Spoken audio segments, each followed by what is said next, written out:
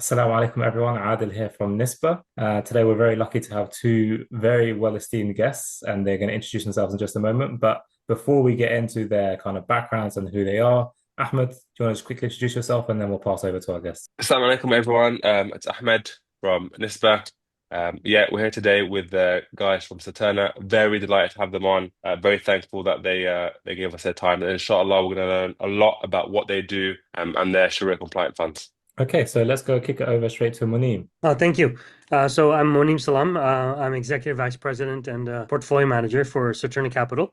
So Saturna Capital actually in the US manages the oldest and largest Sharia-compliant funds. They're known as the Amana Mutual Funds Trust. We have four funds in them. We have basically a large cap growth, large cap income, participation, which is our Sukuk fund, and then an emerging market. We've been doing this since 1986. We have about 8 billion under management. And back in 2010, we launched an office in Malaysia. We're managing money there. And very recently, we've been trying to make a foray into Europe through the UK. And so it's been really exciting to be able to be to get to learn and to get to know and also to participate with the European and UK Muslim community. Thank you so much. Okay, there's a lot there that we're going to try and pick up on, inshallah, throughout the session. But very quickly as well, Pontus, could you give us a quick introduction? Yes, Assalamu alaikum everyone. My name is Pontus Bilal Selander. So I'm the European representative of Saturna Capital. So I have a long background in finance and also within renewable energy. So that's why ESG is a big part of my life as well. Based in Stockholm, Sweden. Not as That's far the as accent. That's money, the accent. but thank you. So there was something that you just said, Monem, that was, I think, really interesting just to touch on super quickly. You said you're managing $8 billion. That's correct. Some of our users may not know what that even means. Could you just really explain simply what does that mean when you say you're managing $8 billion? Yeah, absolutely. So, as I mentioned to you, we have these four funds that we manage, and so what happens is that investors will put the money into our funds, and then we will take that money and invest it into the stock market according to Islamic guidelines. So when I refer to 8.2 billion, what I'm saying is that all investors, and roughly in the funds themselves, we have about close to about 120,000. They've given us about sorry, not given us their value if they wanted to liquidate. All of them wanted to liquidate today, and we had to give all the money back. We would be giving back $8.2 billion. Oh, wow. So 120,000 people are kind of Yep. believing in this product and in this Well, investment. and interesting you mentioned something about believing because we ended up, a lot of our shareholders that we have come through what are called intermediary platforms. So, Okay. in the US, it would be like a Fidelity or Schwab, or like say in the UK, it would be like LNG, Lansdowne and Hargrove. Is that what it's called? Oh, yeah. Hargreaves Lansdown. Hargreaves Hargreaves Lansdown. Lansdown. That's the one. Yeah. Yes. So anyway, so that would be the intermediary, and so we not seldom to get to see down to the shareholder exactly who they are. But recently, we actually did find out because we had done a shareholder vote, and we found out surprisingly with the algorithm that we use to figure out what's a Muslim name or not, that about 50% of our investors actually don't have a Muslim sounding name, which we assumed would be they're non-Muslim. And Mm. so, they're coming through because of either ethical reasons, they're coming because of our sustainability criteria and performance. I think those are the three main areas that I think people are finding us and really using us. Is Saturna Capital, is it completely Sharia? Is it a Sharia focused firm, or is that one part of what Saturna do? Great question. I would say roughly about 95% of it is in dealing with Islamic principles. So, for example, in the amount of funds make up about, I'm using rough numbers, 7.2 billion under management, right? Our Malaysia office has about 500 million. And then we also do wealth management in the US. And if you add all those up, it comes to roughly about 95% of our assets. Okay, but the firm as a whole has an ESG focus. Correct. Or seemingly, if you tell me it's 95% Sharia, I imagine it's Sharia focused, but everything in Saturna is ESG aligned. That was I guess the founding ethics of the founders, the Yeah, no, founding I think it's better to be able to say the founding ethics. So the first customer for Saturna Capital was one of the Amana funds, which is the Amana Income Fund. And so if you look at founding principles, it would have been they were founded to be able to manage Islamic assets. Along the way through acquisitions and family and friends' money, they actually acquired some conventional funds, but they're a very small part of the business. Like I said, majority of it is from an Islamic perspective. In the UK, a few years ago, maybe even 10 years ago now, time flies, there was HSBC used to do Sharia-compliant banking in the UK, and it used to be called HSBC Amana. So when people see Amana funds next to Saturna Capital, is it anything to do with that, or is it just a nice Islamic name? It's a completely different brand, a completely different company. Amana is very popular anywhere in the Muslim world as a brand. You have, like, for example, in Sri Lanka, you'll have an Amana Bank or, HSBC Amana and all of those things. So, back we had the same issue. So when we started in 1986, we were called the Amana Funds. But when HSBC first came to the US, like they did in the UK, there was around the 2000s or so, and they branded the HSBC Amana. They were like big advertisements and in the Muslim community, that type of thing. So people used to ask us, hey, are you the same thing? Just very similar to what you're asking. Are you the same thing? And my answer used to be no, right? We've been along longer and we'll be around a lot longer. And Yeah. at that time, I didn't know about the be around longer, but it worked out. Yeah. So, yeah. Okay. And you guys have, for our UK investor base, you guys have some funds which UK investors can invest into as well, or are your funds just purely in the US? Yeah, so we have one fund that is an exchange traded fund that's trading on the London Stock Exchange. It's called the Saturna Al-Kawthar Global Focus Fund. And so that one is actually trading on the exchange in London. Anybody can buy it who so chose to be able to not only get Sharia exposure, so it's Sharia compliant, but also it has sustainability criteria, so it's ESG compliant. And from the European perspective, if people are interested, it's called Article 8. And then the last part of this is that, if they're looking for a global exposure. So we do have companies we buy: US, Europe, UK, Japan, South Korea, Taiwan, those type of things. So it is a global focus. And the last thing is very concentrated. And what that means is, like, if you look at the entire universe of all the companies in the world, it's going to be fairly large. And we only buy 40 companies in the fund. And so we're really doing our research, kind of trying to pick the best of the best companies and invest there. And that's where you get into a little bit the differences between active and passive management. Which we will definitely get into very, very soon. But I'm Absolutely. conscious we've been talking a lot about ESG. Pontus, could you just tell us briefly, like, what is ESG? What's the purpose behind it? Should we care? I think, when I was in finance, I co-founded a finance business in 2005.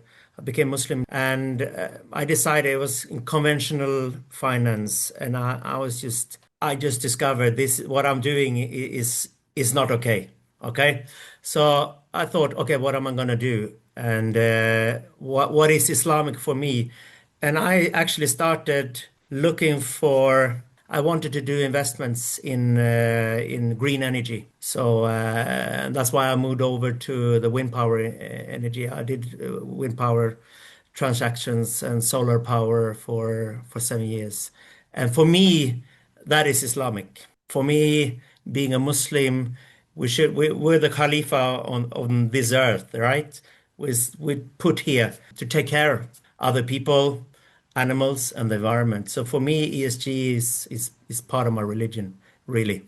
Oh, yeah, I appreciate that. Yeah, it's you know what, I sometimes have a tricky nature with it. So I used to be a school teacher, Yeah, and we used to teach about I used to teach business studies, and very often than not, and I was a little bit cynical about it because I'd see that companies would slap on this ESG filter, yeah. and I almost would think it's just a bit of marketing. So when you're filtering out your companies and you are looking for this ESG filter, like, do you feel confident that these guys are actually caring about what they're doing and are not just kind of slapping on the ESG filter?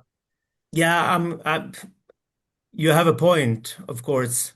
So, I mean, but I think it's never going to be perfect, but at least if you have a filter, you look at the environment, okay, what are these companies doing?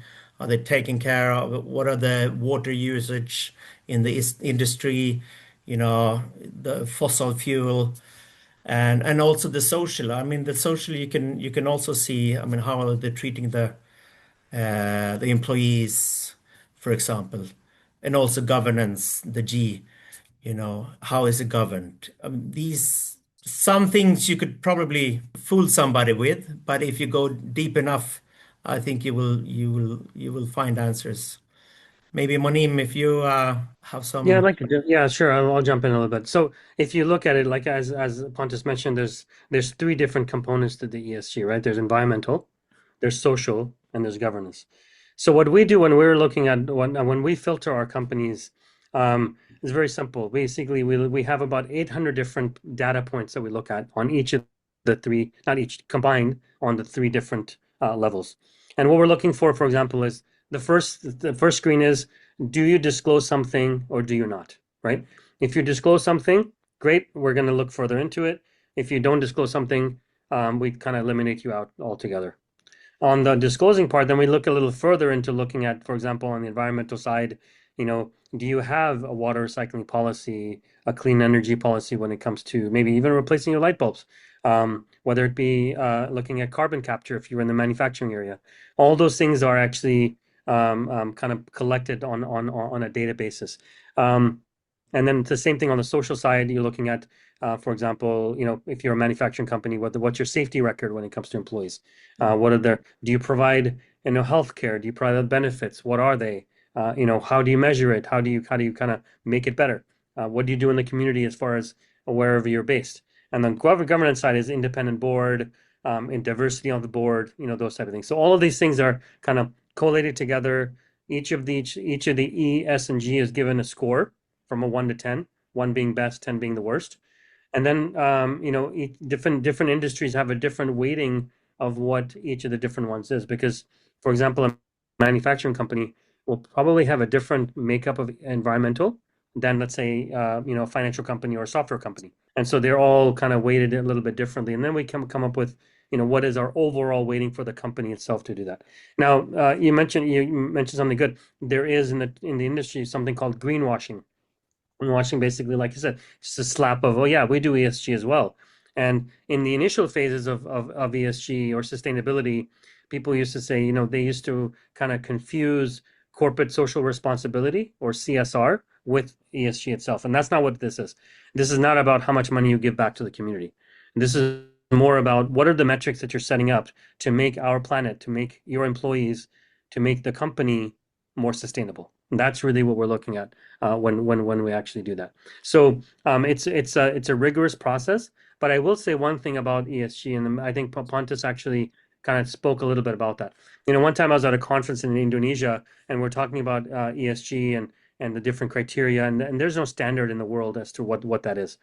And one of the non-Muslims ironically got up and he said, the reason why there's no standards, right, is because from the Islamic perspective, you actually have a book that tells you exactly what to do. On the ESG side, there's nothing. There might be guidelines, right? I'm talking about generally the industry. There might be guidelines for it, but they might change.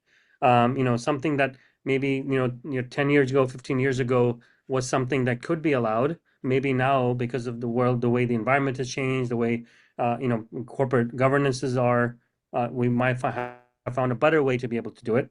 And so those will always be dynamic because they are something that is much more human-led than not. That being said, I'll say one more thing. I know I keep going, but let me say one more thing. There are certain things that are embedded within our sunnah that we do actually kind of put value on. So, for example, you're probably familiar with the hadith on water conservation, right? One time there was a companion who was using a lot of water to make wudu. And I like to akin that to like opening up the tap all the way just so that you can make wudu rather than just halfway, right? And the companion, so the Prophet ﷺ came to him and he said, whoa, what is this waste that you're doing, right? And the companion told the Prophet, is there waste even in wudu, ya Rasulullah? And the Prophet ﷺ responded back and said, even on the banks of the river, there could be wastage in water, right? And so that would be a principle of water consumption, water recycling, those type of things. So you can go through some the hadith, even when it comes to planting a tree, for example, and say, that could be on the environmental side. On the social side, you can look at it and say, pay your employee before the sweat dries. So you can go through a lot of these criteria, and you can say there's some of them are embedded from an Islamic perspective, but others are going to be something that's much more human nature, and just kind of changing over time depending on what society or what time frame we're looking at. So hopefully that wasn't too much, but wanted to try to explain that. No, super good. It almost made me think what we really need now as the next step is a fiqh for ESG. Yeah, So totally. Well, there's a really good book, a very small one. It's called the Green Sukuk. And so if anybody's interested more in this topic of the hadith as it relates to sustainability, they succinctly kind of talk about it a little bit. When are you going to be publishing your book? Oh, that's not a bad idea. We actually did come up with, we tried to come up with a very comprehensive list of all the different hadith that talk about environment, workers, and those type of things. And so, yeah, I'm not a scholar, so I'm gonna let I want to stay in my lane, which is on the investment side. But I think it would be a good idea to publish something like that. If we go back to investors in the UK and they are sitting down with Hargreaves Lansdown or AJ Bell, or even on their trading 212 account, and they're looking at the different funds to buy, they might see, well, in the UK, we only have a selection of about 10, 12 different funds for Muslims to buy. And it's great to see different players in the market. We have the majority of the funds made by HSBC. We have a small selection by iShares, which is BlackRock. We have one by Invesco, one by Wahed, and we have one by Saturna. And Saturna is, I think, one of the fund managers that I think perhaps gets overlooked, but it does, in my opinion, provide something different. A lot of people don't understand the difference between active and passive. Would you mind just explaining the difference between active and passive for us, and then we'll delve into a bit more detail? Great. So let's start with passive first, right? And what passive means is like take one of the ETFs. That's what they would call a passive fund. What they're basically doing is they're looking at, so for example, if it's a global passive fund, they're going to take the global index and they're going to invest in every single company and that's in that index according to the exact weightage of that company in that index, right? So it's basically no brainer. Basically, whatever the index comes out with, they're just basically going to be buying it. So for every £1 or £100 or £1,000 they receive in monies, they're going to basically just go out there and buy, the 200, 250, sometimes even more than that, 500 companies that are in that index itself. So it's basically an automated process. What an active manager does is a little bit different, or it goes beyond that. They might look at the index itself for, what companies to buy, but they're going to do a little bit more or a lot more of a deeper dive into each of the different companies, and really through their analysts, doing research, looking into companies much more of on an intimate basis, really try to come up with the best companies that they feel are the best companies to invest in for that time. So that's kind of really the difference between active and passive. I do think that from a personal basis, all of our funds are active. So we've taken a stance that active is better than passive. It might not always be the case. We've been living in an environment over the past, let's say, even 20 years, or maybe a little bit longer than that, where interest rates, especially in the U.S., have been very close to zero. In that type of an environment, anybody can make money, because it's like you don't have a hard or a high hurdle to be able to make. And so a lot of money flows into the economy, a lot of money flows into the stock market, everything goes up, everybody looks great. It's the times when the markets go down, right? That's when really you want to see whether or not the active manager is doing better than the passive one. That's really when people begin to panic, basically, about where they're actually investing or where they're not. And what we've found is in the active management strategy, not typically, not always, just usually, that because the manager is allowed to deviate from the index, whether it be by holding cash, whether it be by only holding select companies that are really strong in their balance sheets and those type of things, that they tend to outperform during those downtimes. Okay, so what happens is if you lose less money, then you stand to make more money in the long run, and Hmm. that's kind of how we've always taken it. And then from a perspective of a wealthy investor, what I like to tell people is, that for the $1 loss that a person has is always more painful than the $1 gain they're going to have in the happiness that they actually achieve. So that's one part of it. The second part of it, and I'll stop here, is that, and this is, as I mentioned to you earlier, I'm not a scholar, but I want to give you just my thoughts on this active versus passive, right? In Islam, I mean, passive is very easy. You go there, you buy the index, and you're done. It's like mediocre. It's whatever everybody's doing. In Islam, there's nothing that I've come across that says just be average. Just do whatever is average. Yeah, always there's a striving to do better, right? You might not always achieve it, but there's always that in achieving that excellence, there's always the striving that you have to do. And I feel that active is that striving that you're doing. You might not always hit it a home run. You might not always outperform everybody's doing mediocre. But the idea is the journey, which is the active part of it, and then let the return speak for themselves. That's a very interesting final point that I've never actually heard of. I like that. I like Thank that. you. Thank you, Manish. In the UK, investors actually have access to one other or a couple of other actively managed funds. I think one is done by a company called Oasis Crescent, and another one is done by Schroders, and one is coming out by a company called Bally Gifford, who are also doing an actively managed fund.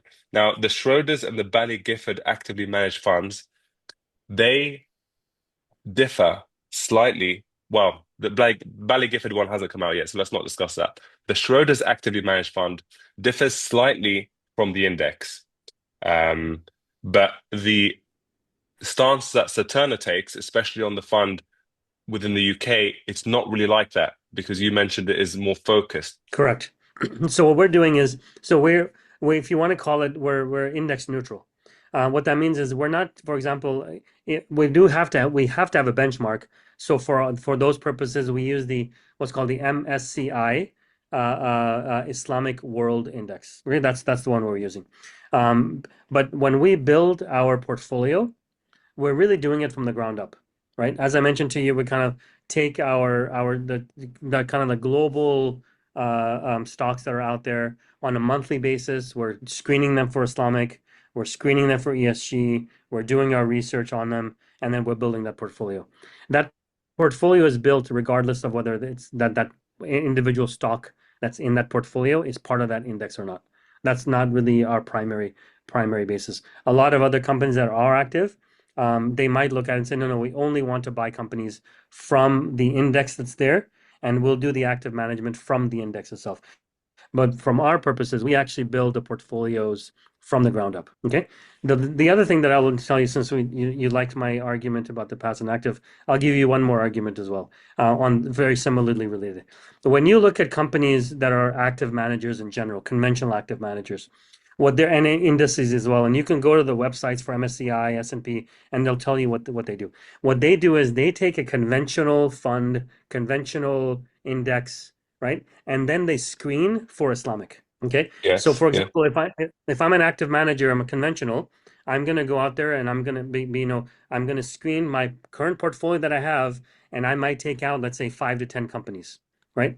Then because we need exposure to that sector, I'm gonna go to my analyst and say, hey, I need exposure into this. I wasn't able to buy X. Give me another company that's there. And the analyst is gonna say, okay, well, X was my best idea, but here's why.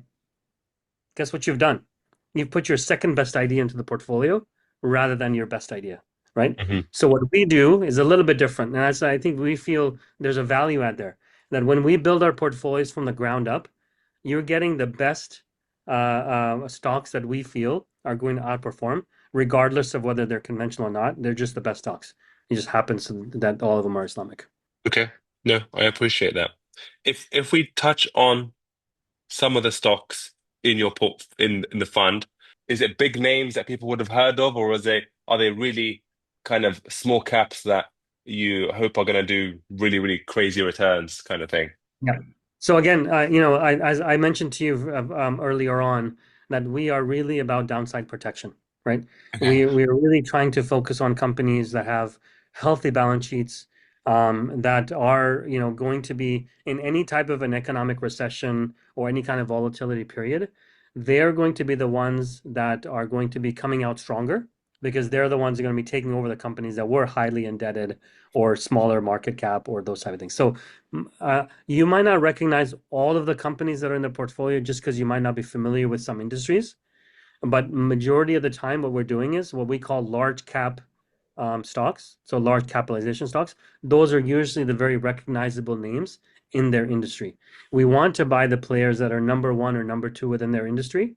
And even in the product lineup or product segmentation, they are number one or number two, because we feel that two things are happening. Either when you go for a smaller company, yes, you can actually hit it big if they do, but there's a lot of risk there, to be able to do that. You can lose all your money if they don't survive, they're not able to make it. Whereas a large diversified company, one product doesn't do well, no problem. They have 20 other products that are number one in the industry that's there. So that's really one thing. And the second thing is, I would rather play, for example, I'm just giving an example. I would rather play a Microsoft, right, that has a diversified portfolio and has investments in OpenAI, rather than play OpenAI itself, because in OpenAI it's boom or bust. And if I buy Microsoft, I'm getting that exposure to AI, but I'm getting it much more on a diversified basis. That makes sense. Thank you. And how are these kind of companies actually picked? Do you have a review board, a committee? Is it individual analysts? Is it one fund manager? I Yeah. think people are always quite interested in this. Like, how does it actually work? Yeah. So I talked a little bit about the criteria. So, first criteria you go through is the Islamic criteria. The second criteria you go through is going to be the sustainability criteria. Once we get it, our list of, or our universe, if we want to call it, of companies that pass both our Islamic screens and our sustainability screens is roughly about 700 companies. Okay, Okay. still a fairly large number. And so what our analysts do, then we break it up into industries, and we have 17 analysts that actually are looking at each particular industry or sector, I should say. And so they know that sector really well. And so they'll be able to kind of look at their out of that 700, maybe there's 40 companies in that in their sector that actually kind of showed up on the list. And so they'll kind of rank them, from what their number one pick is down to the last one. And they're constantly doing research on the industry or the sector. Okay. Now our portfolios are built for the long term.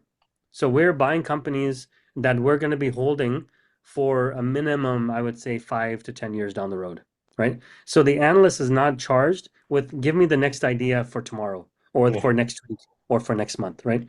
Once we buy a company, the analyst's job is more maintenance and making sure that the company is going to be the best for the next 10 years rather than is looking for the new idea. What that does is a couple of different things for us. Number one, the analyst, is not really kind of always kind of in a pressure to be able to come up with a new idea.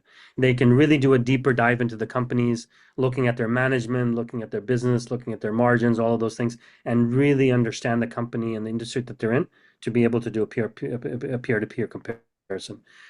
So that's really their number one focus. They come up with one idea a year, perfectly fine. That's what we're looking for. Okay, so that's on the one side. On the other side is that now from the 700 stocks, once we've actually done the analysis research and that type of thing, we have a recommended list of about 350 companies. Okay, the portfolio manager actually, based on what kind of portfolio they're building, is going to take from those 350 companies and build a portfolio of about 40 companies. And how does that matter? So, for example, our US fund, let's suppose we had a US only fund, right? In our list of 325, there might be companies based in the UK, in Europe, in Asia, those type of things. So obviously, in a US fund, he's not going to buy the Asian companies. And so he will go in there or she will go in there and pick from that list of 350, those that they feel are the best that are meeting the mandate of the actual fund or portfolio that they're trying to build. That's one thing. The second thing is going back to the kind of idea of what's the best idea for the next week or the next month. When even as an individual investor, when you have a stock that you know and you decide to sell it and buy another one, you actually have doubled your chances of making a mistake, because you have one right or wrong for selling it, and then you have another right or wrong for buying it, right? And you just doubled your chances of making a mistake. So again, knowing the companies that we know of and actually being hesitant in or making a really strong case as to why we should sell something and buy something else is something we take very, very fundamentally, because we want to make sure that we're not making mistakes. We're actually hitting and not home runs, as they say in baseball parlance. We don't want home runs every single one in the portfolio. We want singles and doubles. And if you do that often enough, you're going to get people coming around and hitting home base more often. Makes sense. One thing we spoke about quite a lot last year in our videos was the HSBC Global Islamic Equity Index Fund. And the reason we spoke about it quite a lot, and I was very frank about this, is because it was one of the best performing Islamic funds last year, and people love to hear about a fund that's gone up a lot, and it would help us get views. And I was very frank with people. I said, look, the only reason we kept talking about it is because it got us a lot of views. And then on the back of it, a lot of people would come back to us and say, how do we invest into this fund? And I say, look, one, we're not recommending an investment into this fund. Two, you should consider this and this and this. It depends on your risk profile. Go speak to a financial advisor. We can't help you this. We only give financial facts. Would you say that people should be looking at past performance of an actively managed fund and it's different from passive? Or would you still think, or does it still ring true that people shouldn't be looking at past performance? So I think what past performance is good for is not what the future returns of the fund will be, but more about the consistency of the fund managers that's involved, right? So for example, let's suppose like in our case in the Amana funds, in 2019, we changed managers. Now, when you change a manager, that past performance becomes not completely irrelevant, but it becomes less relevant because as a new manager, he might do something different, or those type of things, right? A new manager meaning the individual that's managing it, not the company that's managing it. So the company might have certain philosophies, certain boundaries, and say that tells the manager you cannot, go beyond these boundaries, for example, in trading and that type of thing. But there are some certain things the manager has to make a call at the end of the day. It's their responsibility to put companies in the portfolio or take companies outside the portfolio or take them out. And so, it becomes less relevant if the manager is changing. But really, what investors need to think about, in large institutions, and we're talking about institutions with hundreds of billions of dollars, right? They don't look at performance. That's a very small part of their due diligence criteria. What they're looking for is consistency of the manager and what their criteria is for making investments. That, or philosophy, I should say. And that for larger institutions is very, very important, much more important than, last month did you outperform? Last year did you outperform, right? In fact, if you underperformed, they want to know why you did it. And as long as you stuck to your principle of it, right, and you underperform, they'd be like, okay, I understand why that was the case. We're going to hold on to you. I'll give you an example of this. So our fund and the Amal fund, which is the Saturna Capital fund, that one has no exposure to fossil fuel. Okay. When we took over the fund back in 2022, within about 2 or 3, or 2021 actually, about 2 or 3 months after we took it over, the Ukraine war started. Right? And guess what happened to oil prices? They went to the roof. They went up, and so now there's an industry that's going up, and we're not exposed to the industry at all. So when large fund managers look at us and they're like, "Wait, why did you underperform?" and we tell them, "Oh, it's because we don't own any fossil fuels," and they're like, "Okay, yeah, that makes sense," and you stuck to your criteria, right? So we like this idea of doing that. And so what I would recommend also for investors to do is really, rather than chasing the return, is really look at and say, am I fundamentally aligned with the criteria that the manager has, rather than what's the best fund and should I be buying that for tomorrow or for yesterday? Yeah, it makes sense. We saw at the start of this year, I think one of the things that we noticed is that financials were doing very well. And they obviously financials aren't included in any Islamic funds, and another industry that did quite well was tobacco. And we saw a lot of underperformance in Islamic funds because of those couple of things. And I'm sure there were others as well. The arms industry was just booming. it just goes to show if you're after returns, perhaps if returns is your number one criteria, then you don't care about that stuff. It's a different story. But if you do care Yeah. about those things, then there's other things to consider. The other thing also to keep in mind is this is the very nature of Islamic investing in general, is that we're trying to buy companies that are low in debt, right? Yeah, the criteria is 33%. But really what you want is a portfolio that's going to be not all stocks are 32.9, right? The idea is to be as low as possible and then build a portfolio to allow companies to come in that are higher debt, but only for diversification purposes, right? So when you do that, what you end up with are a lot of times the very, very aggressive companies, right? Likely in the technology, aggressive healthcare, those type of companies you end up with, because those are the companies that are growing fast enough that they don't have to borrow money to be able to expand their operations. They can do it off of the money that they're already making. Okay, what that means is in up times when the markets are going up, these companies the indexes are going to do really well, right? And what it also means, however, is if that industry ever takes a hit, your funds are going to be going down quite a bit as well. What that also means is, and a lot of these indices are what's called market cap weighted. Let me explain that to you. So market cap is market capitalization, and what the indices do is they actually take the larger the market cap or market capitalization, the larger exposure you have in the index itself. Okay. So it's very, very easy that you'll find, I don't know what it is now, a few months ago, Microsoft made up about 18% of the MSCI World Islamic Index, right? That's a huge exposure to just one stock, right? That pretty much means that Microsoft goes down in value for whatever reason, you're going to be losing a lot of money, but on the other side, it's actually true as well. So rather than looking at it from a perspective of, wow, this index is really great, I should buy it, you should really look a little bit further into it and say, what is the exposure of any one or two or five or different companies that are in there, in my portfolio that I have, right? In the past 5 years, if you remember, these mega tech stocks like Apple, Microsoft, Google, Nvidia, they've done really, really well, and they've become so large that they usually end up making up 30, 40, sometimes even 50% of the portfolio in just in these maybe 5 or 6 names, the Mag 7, if you want to call them. So We've seen a similar thing in the HSBC Islamic Emerging Markets Fund, where 20 something percent is just in Samsung. And yeah, it's like, we're basically looking at that to see how the fund is going to do.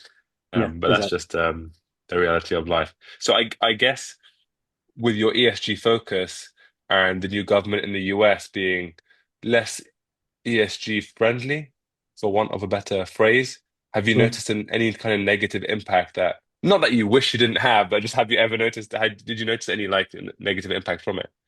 So no, we have not, and but part of this is because the law that was passed in the U.S. when it comes to making companies greener, if you want to call them, was passed during the Biden administration, right? It was called the Inflation Reduction Act, the IRA, right? So though that money that was flowing through to the companies to be able to, let's say, transform their businesses, that's still flowing through, right? So as of now, we have not. Once the money dries up, right, we'll see what happens.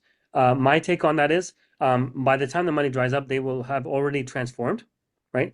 And the transformation in these companies will actually, from our perspective, make them more profitable than they were initially as well, right? So, for example, and I'll give you a class. We don't own it; it's not even compliant. But let's supposing there was a retailer, right? Either Walmart or something along those lines, right? So, if Walmart became greener by putting solar panels on their roofs, which is they take up a huge square Yeah, the footage big, yeah, yeah. roadmap, right? If they put solar panels on there and they're not accessing energy from the grid, guess what? That's a cost savings for them. Right? They use government money to be able to put solar panels on the roofs, and now they're not taking money from they're not taking energy from the grid, and they become self-sufficient. That's a margin expansion for them. They're going to save money on not being able to do that. And so I can go down list after list of other things that you can do or companies are doing, and green means saving money as well. And so I do think over the long run, this is actually a positive rather than a negative. It's funny because I think we think a lot of the oil companies or at least when I think of ESG, and after the government's latest um, uh, after what they said, and you heard companies like BP and Shell saying we're going to move away from renewables and we're going to double down on um, traditional oil. That's what comes into my head when I think of ESG. But of course, there is the other side, exactly like you say. A couple more things. One thing that people look at a lot when they check out funds is fees. And it's very common to see actively managed funds are more expensive than passively managed funds. And I think that should be obvious to everyone, the reasons for it. There's more works involved. There's more research involved. You need more analysts looking at what's going on. Um, the fees in the UK for the Saturna and Al-Kawthar fund is 0.75. 0.75%. Islamic funds already aren't very cheap. We say some of the cheapest funds out there, the Vanguard global funds, which are non-Sharia compliant, have fees of 0.03%, and the cheapest Islamic funds available in the UK have fees of 0.3%, so 10 times more expensive. And this actively managed fund today that we're talking about has fees of 75 basis points, 0.75%. Do you think it's justifiable? That's a good. So I think let me break this down in a couple of different things. One of them is the easy answer is yes, it is, and I think you hit the point really well, and that is, look, we are not just basically using a formula to be able to buy whatever's out there, right? We have analysts, right? Real people who are actually studying these companies. I mean, the analysts cost money to do that. So that's the one thing one has to keep in mind. Number two, right, is that, look, Vanguard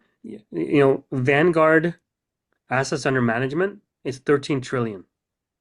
Okay, we are not even a rounding error in whatever assets that we manage, even at 80 billion. Okay, I mean, the term drop in the bucket, Yeah, right? yeah. We're not even the little splash that comes out of the bucket when you put a drop in the bucket.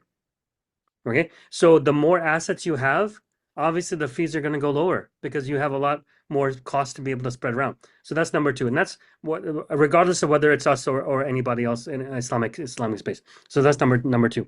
Number three, and this is really, really important to keep in mind. I know everybody wants to be able to be the cheapest out there, but we have something called Islam that we have to keep in mind because these are Islamic criteria. There's a lot of things that funds do to be able to take money, or there's a cost involved that you don't see because the definition of what a cost is only defined by the regulator. Let me give you an example. Right? When money comes into a fund and it's sitting in cash, somebody's collecting interest on that. It's not the fund because you're not supposed to collect interest. Guess who's getting the money? It's going to be HSBC or Vanguard or whatever it is, right? In an Islamic fund, we can't even keep it. In a conventional fund, you can put it maybe back into the portfolio and you can lower the fees by doing that, right? So that's one thing that's happening. The other one is securities lending. Now, these funds that are out there that have 13 trillion, what they're doing is because they're not going to sell the security. Let's say Microsoft, they're not going to sell it. They will allow other people to borrow that security so that they can sell it short. They're going to be collecting interest on that borrowing that they're giving that security. Can Islamic funds do that? No. So how are we going to when a conventional fund does it, it's able to reduce its cost because they're allowing the borrowing to happening where they're offsetting that cost. We can't do that. I can go down the list and give you many other reasons why a passive conventional index is going to be cheaper always than a Islamic one. That doesn't make it that we're trying to rip people off or anything like that. There's just certain criteria that just we'll never be able to do because of the fact that we are Islamic and they're not. I didn't even think of that. Yeah, the borrowing of stock. And to be honest, a lot of these concepts would go over a lot of investors' heads I know. because they don't understand that stock can be borrowed and things like that. But it's funny, there's an app in the UK called Trading 212, which has become the most popular trading app at the moment, and it gives you a option which allows your stock holdings to be lent out to earn extra money. And it's always incentivizing you. Do you want to lend out your stocks to earn extra money? Yeah. And I And think that's why for a they're lot of doing it, people, because yeah, that's exactly why they're doing it, right? yeah. And so then Uh, there's other things. I mean, we can talk about this for. I mean, I can talk about this forever. I love what I do, but there's so many different ways, and it's just people just look at, oh, 0.03.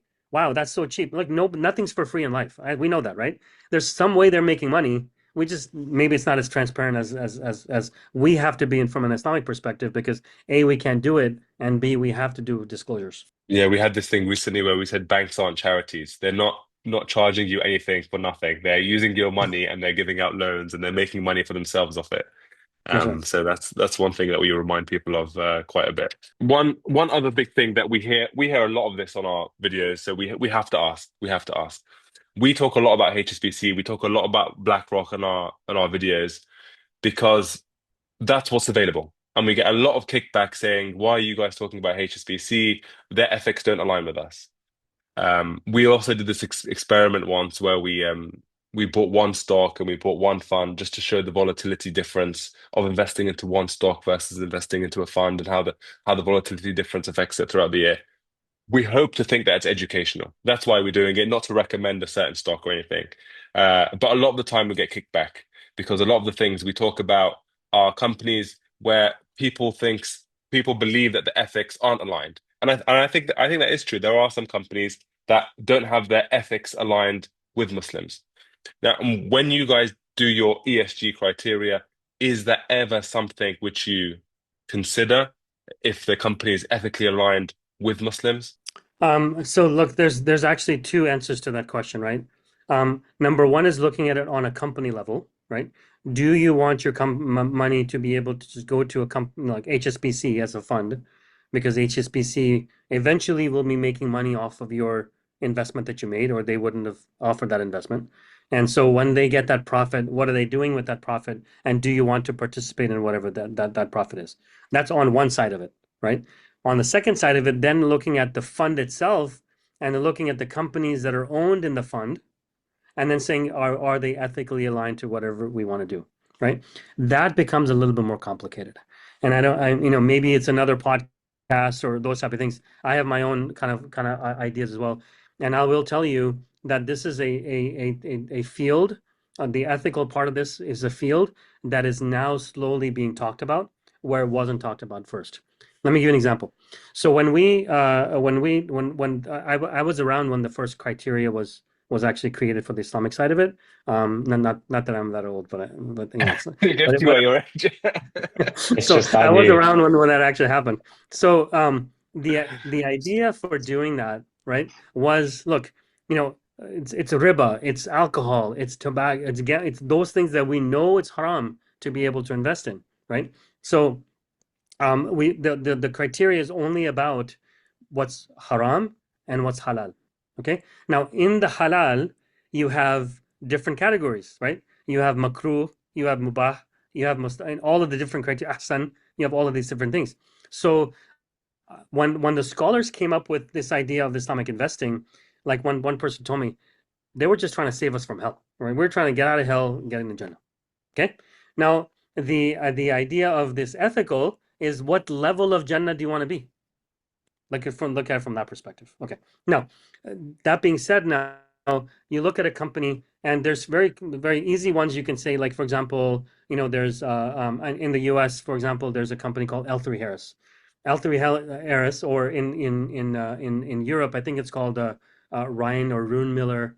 They literally make the bullets and the bombs and the tanks that go out Okay. there and Yes. stuff, Yes. right? Yes. So Yeah. that's one criteria that you look at.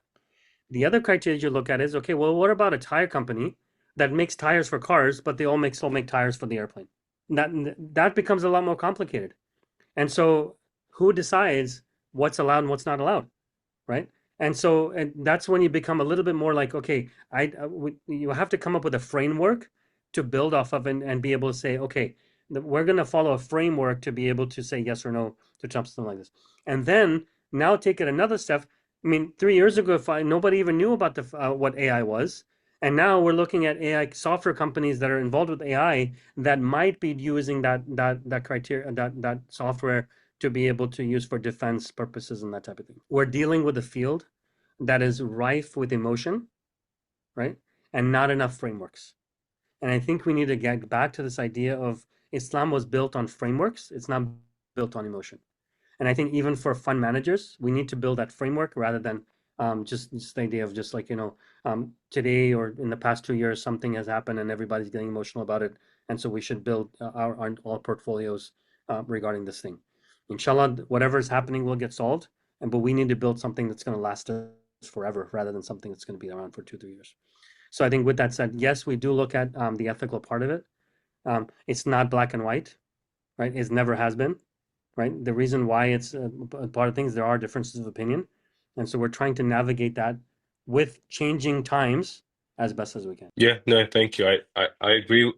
I mean, my mother-in-law asked me the other day about a certain supermarket, and she goes, "Oh, are they ethically aligned? Can you check them out for me?" And I'm like, "Well, they don't have any operations in any countries you don't want, but sometimes they do sell produce from certain countries which you might not like." And in the end, we didn't know.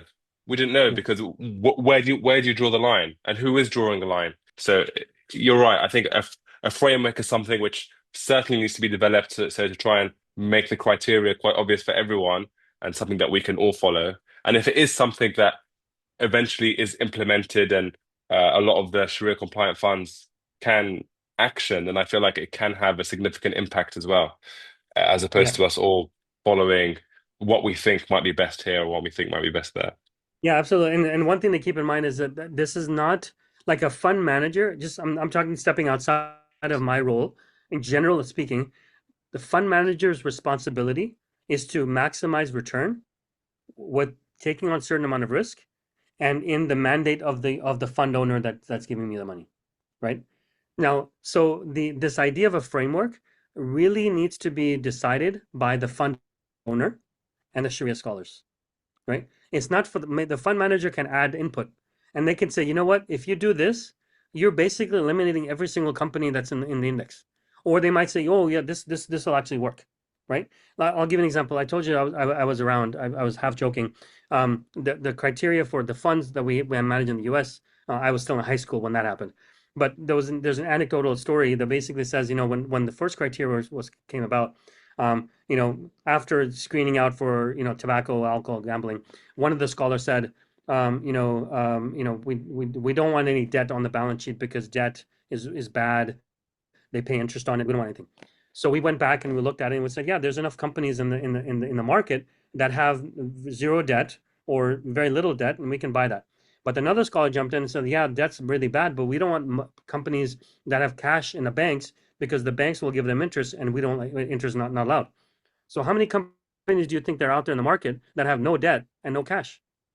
And do you want that company? Right? So that's where the fund manager can come in and kind of put a balance between the fund owner and the Sharia scholars to be able to say what's workable and what's not. But at the end of the day, it's those two, the fund owner and the Sharia scholar, they really need to come up with a criteria or that framework for the fund managers to be able to work under. Yeah, I think that's a really interesting concept, and it was a video that I watched from Mufti Faraz Adam, who was talking about the 5% allowable limit in terms of a company's revenue from impermissible sources needs to be below 5%. And he kind of suggested that in a way, the 5% rule was put into place to allow investors to invest in a diversified way and have enough companies, because if they set the bar higher or lower, it would make the universe too large or too small. So 5% was the right amount. But he Yeah. also said that if we lived in an environment where there were enough companies that didn't have any revenue from impermissible sources, then the ratio wouldn't be set at 5%. It would be set at 0%. It's a means to an end. And I thought that was very interesting when I read it, because a lot of people think, oh, 5%, why is it 5%? Where does it say in the Quran 5%? Where does it say in the Hadith 5%? But these things are a lot more nuanced and a lot more complicated than people, I think, take at face value. Absolutely. I guess it would just be kind of good to hear, like from you guys, what are the plans in terms of Saturna? Are you coming out with more funds? Is there an appetite to come out with more funds in Europe and UK, or is it you're content with the one and you're just going to try and manage that to the best of your ability? You No, know, it'd be good. Yeah, go on, Ahmed. what were you saying? No, I'll say after money. You give your bit, and then I'm gonna chime in for another UK Sukuk fund. Okay. So that is something we've looked at, FYI. So, look, and the fund that we launched, which is the Saturna Capital fund, was our, like, if you want to call it, our first volley. We wanted to just kind of be able to judge demand, kind of learn the market, what people like, what people don't like. So that's why we actually did that. We do have plans to be able to make deeper penetrations into both the UK and the UK and Europe as well. We do have a fairly solid Sukuk fund in the US. I think it's done really well, and to be able to possibly mimic that in something in the UK US probably would be a good area to be able to go to, because there is what we've noticed, a lack of good Sukuk product in that region. In the UK, we only have one currency hedged Sukuk fund. It's done by Franklin Templeton. Fees on 0.9% per year. And other than that, there's nothing in the currency hedge space. And I think that's one area the UK lacks a lot. It's any sort of currency hedging when it comes to lowering of risk. There's nothing in the money market space in terms of very short maturity funds. So people are forced to go to Sharia-compliant savings accounts as opposed to keeping their money within their brokerage accounts and going for money market funds, which are those ultra safe, ultra short debt-like securities. But I think one big limiting factor of that, I think, is almost a lack of sukuks of ultra short maturity that exists. It's very difficult to be able to create this very short term. Like, for example, let's give an example, right? So let's look at it from a perspective of, like, okay, let's say 1 week, a sukuk that's 1 week. If you look at what goes into a sukuk, you're basically creating a special purpose vehicle, a company. You're depositing assets into that, and then you're giving it out to certificate holders to be able to earn income on that asset, right? There's a legal, there's a framework, there's everything, a structural process that needs to happen to be able to do that. Now, if you think it's going to be for 4 or 5 years, that makes reasonable sense, right? If you're looking at it for 1 week, why would I want to deposit an asset? Why would I want to take a manufacturing plant off of my balance sheet for 5 days and then put it back in there 5 days later? I mean, that doesn't, right? So you have to kind of think about it from that perspective. That doesn't mean we can't create it, right? But that means just it'll be much harder to do, not impossible, harder to do. And I think that's why you don't have very, very many even securities available for a money market fund to buy when something like that happens. We saw a platform called what was it called? Sarwa Invest in Sarwa Invest of the UAE, and they had the access to the two money market funds, Sharia-compliant money market funds. I think one in dirhams and one in dollars. And we thought, I wish we had something like that in the UK. But of course, then you not only have the issue of creating the fund available to UK investors, you also have to introduce a currency hedge. I think one other area is gold as well. A lot of Muslim investors love the idea of investing into gold, but a lot of them omit the currency risk when it comes to investing into gold, which is very prevalent in the UK, especially the beginning half of this year. I think gold is up, sterling is up 7 or 8% against the dollar, so it's just whacked your returns. So Cook funds are all down here, like 4 or 5%, apart from the one currency hedged one. And everyone's like, "Whoa, I thought Sukuk were a safe investment. Where's this volatility coming from?"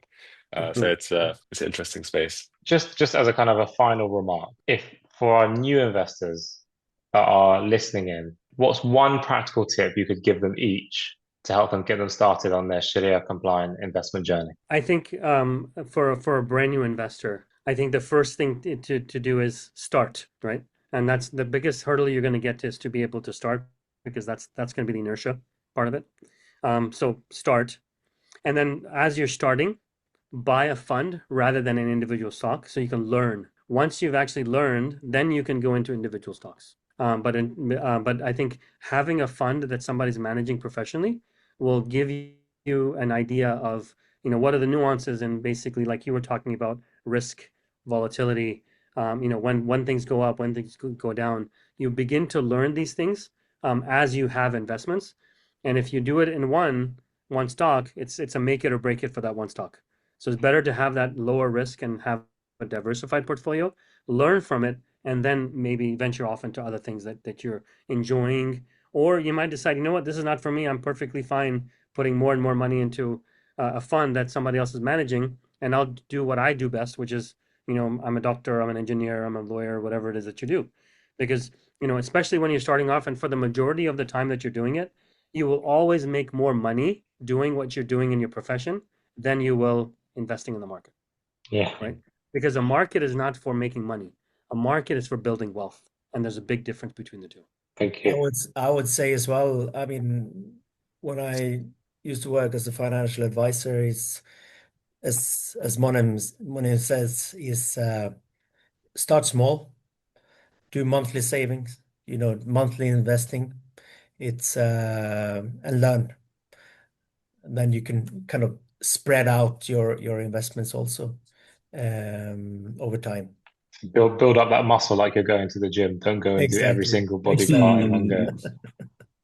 Because people usually, where do I start? Where do I start? Yeah. And it's like, just start Yeah. with something. Start small, learn. You learn along the way. Just don't start with CFDs. Yeah.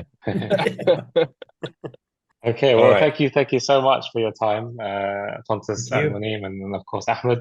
Inshallah, obviously the guests have learned something today. Okay, Okay. Jazakallah khair. Thank you very much. Thanks again, Monem. Thanks again, Pontus. And Yeah, speak this is soon, fun. inshallah. peace. All right, Thank you take so care. much. Assalamu alaikum. Assalamu alaikum.